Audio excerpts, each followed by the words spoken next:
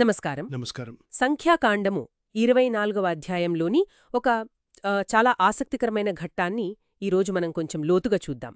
ఇది బిలాము అనే ఒక ప్రవక్త కథ అన్నమాట. మోయాబు రాజైన బాలాకు ఇశ్రాయేలీయులను శపించమని బిలామును పిలిపిస్తే దానికి బదులుగా బిలాము వారిని ఎలా దీవించాడో, మరి భవిష్యత్తు గురించి ఎలాంటి దర్శనాలు చూశాడో అదంతా చూద్దాం. ఈ మూలం బైబిల్ గ్రంథంలోనిది. సో ఒక మత గ్రంథంలోని భాగాన్ని మనమిప్పుడు విశ్లేషిస్తున్నాం. అవును. ఇక్కడ చాలా ఆసక్తికరమైన విషయాలున్నాయి నిజంగా. ఈ కథ నేపథ్యం కొద్దిగా తెలుసుకోవడం ముఖ్యమండే. ఇశ్రాయేలీలు అప్పుడు ఐగుప్తు నుండి బయటపడి వాగ్దాన దేశం వైపు ప్రయాణిస్తున్నారు కదా. వాళ్ల సంఖ్య, దేవుడు వాళ్లకు తోడుగా ఉన్నాడనే వార్తలు, ఇవన్నీ చుట్టుపక్కల రాజ్యాలకు, ముఖ్యంగా మోయాబు రాజైన బాలాకుకు భయం కలిగించాయి. అందుకనే అతను ప్రఖ్యాతిగాంచిన ప్రవక్త, అంటే కొంత క్షుద్రశక్తులు కూడా ఉన్నాయని నమ్మేవాళ్ల ఆయన్నే, ఆ బిలామును డబ్బు ఆశ చూపించి ఇశ్రాయేలును శపించమని పిలిపించాడనమాట. కాని దేవుడు బిలామును ముందే హెచ్చరించాడు. ఇప్పుడు మనం చూస్తున్న 24వ అధ్యాయం ఆ బాలాకు చేసిన 3వ ప్రయత్నం గురించి చెప్తుంది. అంటే అప్పటికే 2 సార్లు బిలాము శపించడానికి ప్రయత్నించాడు, కాని దేవుని జోక్యం వల్ల దీవెనలే పలికాడు. ఇప్పుడిది 3ఓసారి. అయినా బాలాకు ఆశ వదులుకోలేదనమాట. మరిసారి ఏం జరిగిందో చూద్దాం. మొదటి వచనాలలోనే ఏదో మార్పు కనిపిస్తున్నట్టుంది కదా. ఖచ్చితంగా. మొదటి వచనం చూడండి. ఇశ్రాయేలీలను దీవించుట యెహోవాకు ఇష్టమని బిలాము గ్రహించినప్పుడు. ఇది చాలా కీలకం, ఒక టర్నింగ్ పాయింట్ లాంటిది. అంతకుముందు 2 సార్లు దేవుడు అడ్డుకున్నాక ఈసారి బిలాముకు విషయం పూర్తిగా అర్థమైందంటే దేవుడి సంకల్పం ఇశ్రాయేల్ను దీవించడమే అని. అందుకే అతను మునుపటివలే శకునములను చూచుటకు పోకా అని ఉంది. శకునాలు అంటే అవి భవిష్యత్తు తెలుసుకోవడానికే అతను వాడే కొన్ని పద్ధతులు. క్షుద్ర విద్యలనొచ్చు లేదా ప్రకృతి సూచనలు అనొచ్చు. వాటిని వదిలేశాడు. ఓ, అంటే తన సొంత పద్ధతులు, ఆ శకునాలు చూడటం లాంటివి పక్కన పెట్టి దేవుని చిత్తం వైపు చూశాడనుకోవచ్చా? అతను అరణ్యం వైపు తిరిగి అక్కడ గోత్రాలవారీగా విడిది చేసియున్న ఇశ్రాయేలీలను చూశాడు. ఆ క్షణంలో ఏం జరిగింది? అదే చాలా ముఖ్యమైన సంఘటన. 2వ వచనంలో ఏముంది? దేవుని ఆత్మ అతని మీదికి వచ్చెను అని. ఇది మామూలు విషయం కాదు. అంటే శపించడానికి డబ్బు తీసుకున్న ఒక వ్యక్తి మీద దేవుని ఆత్మ దిగిరావడం అంటే ఊహించనిది. అది అతన్ని పూర్తిగా మార్చేసిందనమాట. అతని మాటలు ఇకపై అతనివి కావు, అవి దేవుని మాటలు. అందుకే అతను తనను తాను కన్నులు తెరచినవానికి వచ్చిన దేవోక్తి వాక్త్రి అని, సర్వశక్తుని దర్శనము పొందెను అని, అది కూడా పరవశుడై కన్నులు తెరచినవాడై వాక్ఫోర్ అని చెప్పుకున్నాడు. ఆ దేవోక్తి అనే పదం అంటే అది ప్రత్యక్ష దైవిక సందేశమన్నట్టా? అవును, కేవలం అభిప్రాయం కాదు, ఒక ప్రత్యక్ష దైవిక సందేశం. అతను పరవశ స్థితిలో ఉన్నాడని, అతని కళ్ళు తెరవబడ్డాయని చెప్పడం, ఆ దర్శనం ఎంత శక్తివంతమైనదో అది సూచిస్తుంది. మరి ఈ దైవాత్మ ప్రేరణతో అతను ఇశ్రాయేలీలను చూసి పలికిన మొదటి మాటలు, అవి ఆశీర్వాదాలే కదా. శపించాల్సిన వ్యక్తి నోటివెంట వచ్చిన ఆ దీవెనలు ఎలా ఉన్నాయి? అవును, ఆ దీవెనలు చాలా గొప్పగా ఉన్నాయి. 5వ వచనంలో చూడండి.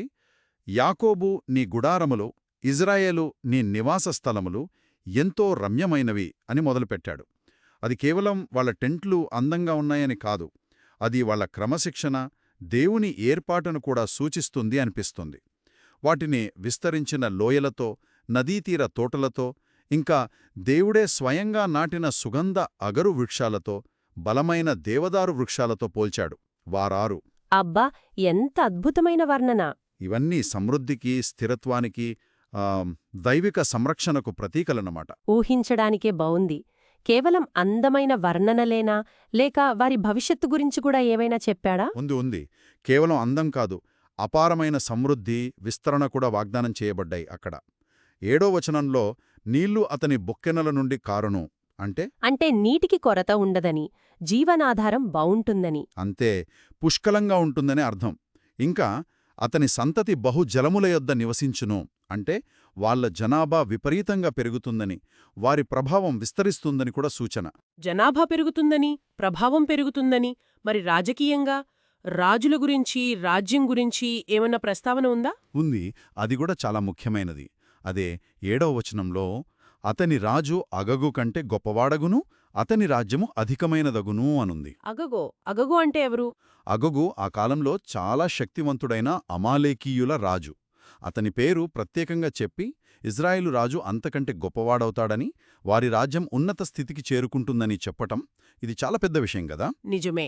ఇది భవిష్యత్తులో దావీదు, సొలొమోన్ లాంటి రాజుల కాలానికి సూచనగా భావిస్తారు కొందరు వ్యాఖ్యాతలు. మరి ఈ దీవెనలన్నిటికీ ఆధారమేమిటి?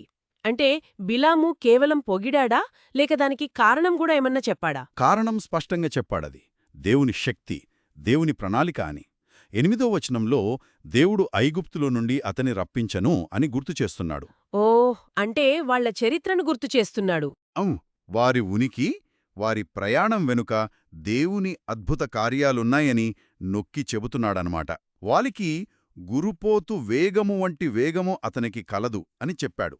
గురుపోతు అంటే అడవి దున్ననా? అడవి దున్నా లేదా అడవి ఎద్దులాంటిది. అపారమైన బలానికి, లొంగని స్వభావానికి అది ప్రతీక. ఆ శక్తి ఇశ్రాయేలుకుంటుందని చెబుతున్నాడు. అంటే కేవలం ఆశీర్వాదాలు కాదు, వారికి శత్రువులను ఎదిరించే బలం కూడా ఉంటుందనంటున్నాడా? అవును, అదే వచనంలో ఉంది చూడండి. అతడు తన విరోధులైన అన్యజనములను భక్షించును, వారి ఎముకలను విరుచును, తన బాణముల చేత వారిని గుచ్చును అని. ఇది వారి సైనిక పరాక్రమాన్ని, శత్రువులపై సంపూర్ణ విజయాన్ని సూచిస్తుంది. ఆ తర్వాత 9వ వచనంలో సింహము వలెను, ఆడుసింహము వలెను అతడు కృంగి పండుకొనెను, అతనిని లేపువాడెవడు అని వర్ణించాడు. సింహంలాగా అంటే సింహం విశ్రాంతి తీసుకుంటున్నప్పుడు కూడా దానికి భయపడతాం కదా, అలాగే ఇశ్రాయేలు ప్రశాంతంగా, సురక్షితంగా ఉన్నప్పటికీ వారి జోలికి రావడానికి ఎవ్వరూ సాహసించరని, వారిది అజేయమైన శక్తి అని దాని అర్థం. వావ్! ఇంత స్పష్టంగా, ఇంత శక్తివంతంగా దీవించాక ఇక బాలాకు రాజు పరిస్థితేంటి? మూడోసారి కూడా ఇలాగే జరిగింది కదా? ఊహించినట్లేనండి. బాలాకుకు తీవ్రమైన కోపమొచ్చింది. 10వ వచనంలో బాలాకు కోపము బిలాము మీద మండెను, అతడు తన చేతులు చరుచుకొని అని ఉంది. చేతులు చరుచుకోవడమంటే అది తీవ్రమైన ఆగ్రహం, నిరాశకు గుర్తు. అవును. నా శత్రువులను శపించుటకు నిన్ను పిలిపించితిని, కాని నీవు ఈ ముమ్మారు వారిని పూర్తిగా దీవించితివి అని అరిచాడు. ఇక బిలామును వెంటనే తన ఇంటికి వెళ్ళిపోమని ఆజ్ఞాపించాడు. వెళ్ళిపోమ్మన్నాడా? మరి ఆయన్ని ఘనపరుస్తానని బాలాకు ముందే చెప్పాడు కదా, దాని గురించేమన్నాడు? అక్కడొక వ్యంగ్యముంది. 11వ వచనంలో బాలాకంటాడు, నేను నిన్ను మిక్కిలి ఘనపరచదనని చెప్పితినిగాని యెహోవా నీవు ఘనత పొందకుండా ఆటంకపరచెను. ఓహో, అంటే నింద దేవుడి మీద వేశాడనమాట. అంతే. నీకు రావలసిన బహుమానాలు, గౌరవం అంతా నీ దేవుడే ఇవ్వకుండా అడ్డుకున్నాడు అని నిందిస్తున్నాడు. సమస్య బిలాములో కాదు, అతని దేవుళ్లోనే ఉంది అని చెప్పే ప్రయత్నమిది. దీనికి బిలాము ఎలా స్పందించాడు? భయపడ్డాడా, లేక తన వాదన వినిపించాడా? బిలాము ఏమాత్రం తగ్గలేదండి. తన స్థితిని, అంటే దేవుని శక్తి ముందు తన నిస్సహాయతను మరోసారి స్పష్టం చేశాడు 12-13 వచనాల్లో. బాలాకు తన ఇంటెడు వెండి బంగారములను నాకిచ్చినను, నా ఇష్టము చొప్పున మేలైనను కీడైనను చేయుటకు యెహోవా సెలవిచ్చిన మాటను మీరలేను. యెహోవా ఏమి సెలవిచ్చినో అదియే పలికెదనని నేను నీవు పంపిన దూతలతో చెప్పలేదా అని గుర్తుచేశాడు. ఇది ఆసక్తికరంగా ఉంది. అతడు నిజంగా దేవుని పట్ల భయభక్తులతో అన్నాడా, లేక ఇక తన వల్ల కాదని ఒప్పుకున్నాడా? అదొక మంచి ప్రశ్న. అది మనం ఖచ్చితంగా చెప్పలేం. కాని దేవుని శక్తి ఎంత బలమైనదో గ్రహించి తనకేమీ చేతకాదని ఒప్పుకున్నాడనే అనిపిస్తోంది. ఏదేమైనా దైవ సంకల్పాన్ని తాను మార్చలేనని మాత్రం స్పష్టం చేశాడు. ఇక్కడితో ఈ సంభాషణ ముగిసిపోలేదు కదా. వెళ్ళిపోతాను అని చెప్పినట్టు చెప్పి బిలాము ఇంకేదో చెప్పినట్లుంది. అవును. అది బాలాకు మరింత ఆందోళన కలిగించే విషయం. 14వ వచనంలో చిత్తగించుము, నేను నా జనుల యొద్దకు వెళ్ళుచున్నాను. అయితే కడపటి దినములలో, అంటే భవిష్యత్తులో, ఈ జనులు, అంటే ఇశ్రాయేలీయులు, నీ జనులకు, అంటే మోయాబీయులకు ఏమి చేయుదురో అది నీకు తెలియజెప్పదను రమ్ము అని చెప్పాడు. అంటే దీవెనలతో ఆగలేదు, ఇప్పుడు మోయాబు భవిష్యత్తుకు సంబంధించిన ఒక హెచ్చరికలాంటి ప్రవచనం చెప్పబోతున్నాడన్మాట. కరెక్ట్. బాలాకు ఇది ఇంకా షాకిచ్చుంటుంది. ఇది మరింత ఉత్కంఠగా మారింది. సరే, మళ్లీ ప్రవచించడం మొదలుపెట్టాడు. ఈసారి ఏమని చెప్పాడు? ఇందులో కూడా తనను తాను పరిచయం చేసుకున్నాడు కదా ముందు. అవును, మళ్ళీ అదే పద్ధతిలో. ఆ దేవోక్తి తనది కాదని నొక్కి చెప్పడానికి కావచ్చు. కన్నులు తెరచినవానికి వచ్చిన దేవోక్తి, దేవవాక్కులను వినినవాని వార్త, మహోన్నతుని విద్య నెరిగినవాని వార్త, సర్వశక్తుని దర్శనము పొందినవాని వార్త వా 15-16 అని చెప్పుకుంటూ ఆ తరువాత అత్యంత ప్రసిద్ధమైన ప్రవచనం ఒకటి చెప్పాడు. ఒక నక్షత్రము యాకోబులో ఉదయించును, ఒక రాజదండము ఇశ్రాయేలులో నుండి లేచును వా 17. నక్షత్రం, రాజదండం ఇవి చాలా శక్తివంతమైన గుర్తులు కదా. వీటి అర్థమేమిటి? ఎవరిని సూచిస్తున్నాయివి? ఖచ్చితంగా ఈ నక్షత్రం, రాజదండం ఇవి ఇశ్రాయేలు నుండి రాబోయే ఒక గొప్ప నాయకుడిని, ఒక రాజును లేదా బలమైన రాజరికాన్ని సూచిస్తాయి. ఈ శక్తి ఏం చేస్తుందంటే మోయాబు పార్శ్వములను కొట్టును, కలహవీరులందరినీ నాశనము చేయును అని కూడా చెప్పాడు. అంటే బాలాకు ముఖం మీదే మీ మోయాబును ఈ రాబోయే నాయకుడు ఓడిస్తాడు అని చెప్పడం. అవును, అంత ధైర్యంగా చెప్పాడు. చరిత్రలో దీనిని కొందరు ఇశ్రాయేలు గొప్ప రాజైన దావీదుకు అన్వయించారు. ఎందుకంటే అతను మోయాబును, ఇతర శత్రువులను జయించాడు కదా. అవును. క్రైస్తవ వ్యాఖ్యాతలైతే దీనిని తరచుగా భవిష్యత్తులో రాబోయే మెస్సియాకు, అంటే క్రీస్తుకు సంబంధించిన ప్రవచనంగా చూస్తారు. ఆయన సూచించిన నక్షత్రంతో పోలుస్తారు. కేవలం మోయాబు గురించేనా, లేక ఇతర శత్రువుల గురించి కూడా ఏమైనా చెప్పాడా? చెప్పాడు. దాని కొనసాగింపుగా ఎదోము వశపరచబడును, అతని శత్రువైన షెయీరును వశపరచబడును, ఇశ్రాయేలు పరాక్రమము చూపును అని ఉంది. ఎదోము, షెయీరు అంటే యాకోబు సోదరుడు ఏషావు సంతతివారు కదా. అవును, వాళ్లే. వాళ్లు నివసించిన ప్రాంతాలవి. ఇవి కూడా ఇశ్రాయేలుకు శత్రువులే. వాళ్లు కూడా ఓడిపోతారని, ఇశ్రాయేలు పరాక్రమం చూపుతుందని చెప్పాడు. ఇంకా యాకోబు నుండి పుట్టినవాడి ఏలును, అతడు పట్టణములో నుండి శేషించిన వారిని నశింపజేయును వచనం 19 అని చెప్పడం ఆ విజయం సంపూర్ణంగా ఉంటుందని, శత్రువులకు తప్పించుకునే అవకాశం ఉండదని సూచిస్తుందన్నమాట. ఇజ్రాయేలు విజయం గురించి చెప్పిన తర్వాత బిలాము దృష్టి ఇంకా ఎటువైపు మళ్ళింది? ఇతర జాతుల గురించి కూడా చెప్పాడా? అవును, ఆ తర్వాత అతని దృష్టి చుట్టుపక్కల ఉన్న మరికొన్ని జాతులపై పడింది. మొదట అమాలేకీలను చూశాడు. వారి గురించి అమాలేకు అన్యజనములకు వచనం 20 అని అన్నాడు. మొదలు అంటే చాలా ప్రాచీన జాతి అని అర్థమా? అలా కావచ్చు. లేదా ఇశ్రాయేలుకు ఎదురైన తొలి శత్రువులలో వాళ్ళొకరు కదా. నిర్గమకాండం 17లో ఉంది. ఆ అర్థంలో కూడా కావచ్చు. కాని వారి భవిష్యత్తు గురించి మాత్రం చాలా కఠినంగా చెప్పాడు. వాని అంతము నిత్యనాశనమే అని. ఓహో, నిత్యనాశనమా? తర్వాత కేనీయుల వైపు చూశాడు. వారి 21-22. ఈ కేనీయులు కొన్నిసార్లు ఇశ్రాయేలీయులతో స్నేహంగా ఉన్నట్టు కూడా కనిపిస్తుంది. మోషే మామగారు కూడా కేనీయుడే కదా. అవును కదా. వారి నివాసం గురించి మాట్లాడుతూ, నీ నివాస స్థలము దుర్గమమైనది, నీ గూడు కొండమీద కట్టబడియున్నది అని వాళ్ల భద్రతను గుర్తించాడు. పర్వతాలపై వాళ్ల నివాసం సురక్షితంగా అనిపించవచ్చు, కాని ఆ భద్రత శాశ్వతం కాదని, అష్షూరు నిన్ను చెరగా పట్టువరకు కయీను నశించునా అని ప్రశ్నించాడు. ఇక్కడ కయీను అంటే కేనీయులను సూచిస్తుంది. అష్షూరు అంటే అస్సిరియా సామ్రాజ్యమా? అవును, అప్పటికింకా అంత బలపడని అస్సిరియా సామ్రాజ్యం. భవిష్యత్తులో ఆ గొప్ప సామ్రాజ్యం వీరిని కూడా చెరపట్టుకుపోతుందని ప్రవచించాడన్నమాట. అంటే ఎంత సురక్షితంగా ఉన్నా దైవ నిర్ణయం ముందు ఏదీ నిలవదని ఒక హెచ్చరిక లాంటిది. ఇవన్నీ ఆ కాలంలో ఉన్న లేదా సమీప భవిష్యత్తులో రాబోయే శక్తుల గురించిలాగున్నాయి. ఇంకా దూరపు భవిష్యత్తు గురించి కూడా ఏమైనా సూచనలు ఉన్నాయా? మరింత గూఢంగా ఇంకా విస్తృతంగా అనిపిస్తాయి.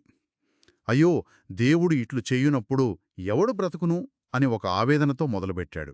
ఎందుకలా అన్నాడు? బహుశా రాబోయే వినాశనం తీవ్రతను చూసి అలా అన్నాడేమో అనిపిస్తుంది. ఆ తర్వాత కిత్తీము తీరము నుండి ఓడలు వచ్చును అని చెప్పాడు. కిత్తీము అంటే ఎక్కడిది? కిత్తీము అంటే సాధారణంగా సైప్రస్ ద్వీపాన్ని లేదా పశ్చిమాన ఉన్న సముద్ర తీర ప్రాంతాలను, అంటే బహుశా గ్రీస్ లేదా రోమ్ వాటిని సూచిస్తుందని భావిస్తారు. ఈ పశ్చిమ దేశాల నుండి వచ్చే ఓడలు అష్షూరును బాధింతురు, ఏబేరును బాధింతురు అని ఉంది. అష్షూరు అంటే అస్సీరియా అని మనకు తెలుసు. ఏబేరు బహుశా యూఫ్రేటిస్ నదికి అవతలి ప్రజలను లేదా హెబ్రీయుల పూర్వీకులను సూచించవచ్చు. అంటే పశ్చిమం నుండి వచ్చే కొత్త శక్తి తూర్పున ఉన్న అప్పటి బలమైన రాజ్యాలను కూడా బాధిస్తుందని అర్థమా? అవును, అలా అర్థం చేసుకోవచ్చు. అంటే సామ్రాజ్యాలు వస్తాయి పోతాయి అన్నట్లుగా ఉందన్నమాట. మరి ఆ కిత్తీవుల సంగతేంటి? వాళ్ళు శాశ్వతంగా ఉంటారా? అదే ఆశ్చర్యం. బిలాము ప్రవచనం అక్కడితో ఆగలేదు. కిత్తీయులు కూడా నిత్యనాశనము పొందుదురెను 24 అని ముగించాడు. ఓ, అంటే చివరికి ఆ పశ్చిమ దేశాల శక్తి కూడా నశిస్తుందని చెప్పాడా? అవును, ఇది చాలా సుదూర భవిష్యత్తును, ప్రపంచ సామ్రాజ్యాల ఉత్థాన పతనాలను సూచిస్తున్నట్లు అనిపిస్తుంది. ఈ ప్రవచనాలు ఎంత విస్తృతమైనవో చూడండి. మోయాబుతో మొదలై ఎదోము, అమాలేకు, కేనీయులు, అస్సిరియా, చివరికి పశ్చిమ దేశాల వరకు వెళ్ళింది. నిజమే. ఇంతటి నాటకీయమైన భవిష్యత్తును ఆవిష్కరించే ప్రవచనాల తర్వాత ఈ ఘట్టం ఎలా ముగిసింది? ఏం జరిగింది చివర్లో? ఆశ్చర్యకరంగా ముగింపు చాలా సింపుల్గా, నిరాడంబరంగా ఉంది. 25వ వచనంలో అంతట బిలాము లేచి తన చోటికి తిరిగి వెళ్ళెను, బాలాకును తన త్రోవను వెళ్ళెను అని మాత్రమే ఉంది. అంతేనా? అంతే. గొప్ప సంభాషణలు, వాగ్వివాదాలు, ప్రవచనాలు ఇవన్నీ అయ్యాక అంతా నిశ్శబ్దం. బహుశా ఇద్దరూ తీవ్రమైన నిరాశతో లేదా భిన్నమైన ఆలోచనలతో తమ అనుభవాలను జీర్ణించుకుంటూ వెనుదిరిగి ఉంటారేమో. బాలాకు తన ప్రయత్నం పూర్తిగా విఫలమైందని, అవును, బిలామేమో దైవశక్తి ముందు తాను కేవలం ఒక నిమిత్తమాత్రుడనని గ్రహించుంటారు. అద్భుతం. సరే, సంక్షిప్తంగా చెప్పాలంటే ఈ సంఖ్యాకాండం 24వ అధ్యాయం నుండి మనం గ్రహించిన కొన్ని ముఖ్యాంశాలు క్షిపించమని బలవంతం చేసిన దైవ ప్రేరణ మానవ ఉద్దేశాలను ఎలా అధిగమించిందో చూశాం.